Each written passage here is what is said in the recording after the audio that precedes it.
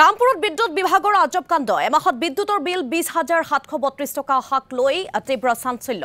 অঞ্চলটোৰ কেইবাগৰাকী লোকৰ বিদ্যুৎৰ বিল অস্বাভাৱিক হাৰত প্ৰেৰণ কৰাক লৈ প্ৰতিক্ৰিয়াৰ সৃষ্টি হৈছে অঞ্চলটোত বিগত আগষ্ট মাহত 130 টকা বিল অহাৰ পিছতে সেপ্টেম্বৰ মাহত অহা বিলৰ পৰিমাণ দেখি এতিয়া চকু কপালত উঠিছে গ্ৰাহকৰ বিদ্যুৎ বিভাগৰ কাৰ্যালয়ত ঘটনা সন্দৰ্ভত অৱগত কৰাৰ পাছতো গুৰুত্ব আৰোপ নকৰাৰ অভিযোগ বিদ্যুৎ বিভাগৰ বিষয়া কৰ্মচাৰীৰ বিৰুদ্ধে শীঘ্ৰে বিদ্যুৎৰ বিলৰ ক্ষেত্ৰত সঠিক পৰিমাণ তথা আনুষংগিক খা সমস্যা সমাধানৰ দাবী জনাইছে অঞ্চলবাসীয়ে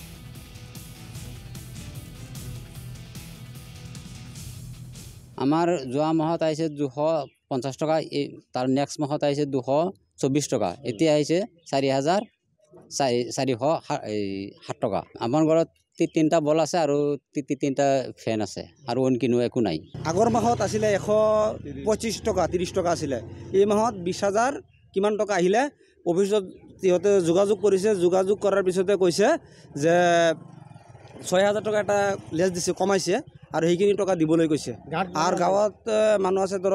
30-40 ঘৰ মানুহ আছে সবকেইটা মানুহ 5,000 6,000 10,000 এনেকৈ আহিছে আমাৰ বিলটো তাত গৈ নবনাই সিহঁতে ইয়াৰ পৰা মেছেজ পঠাই আমি বিলটো দি হয়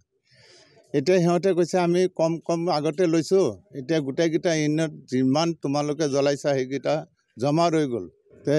জমা ৰ'ল এতিয়া আপোনালোকে কিয় জমা থ'লে আগতে যদি আমাক কোৱা হতে 200-100 টকা কৰি বঢ়াই দিলে আমি দি দিলোঁ এতিয়াতো আমাৰ দিবলৈ উপায় নাই ইমান টকা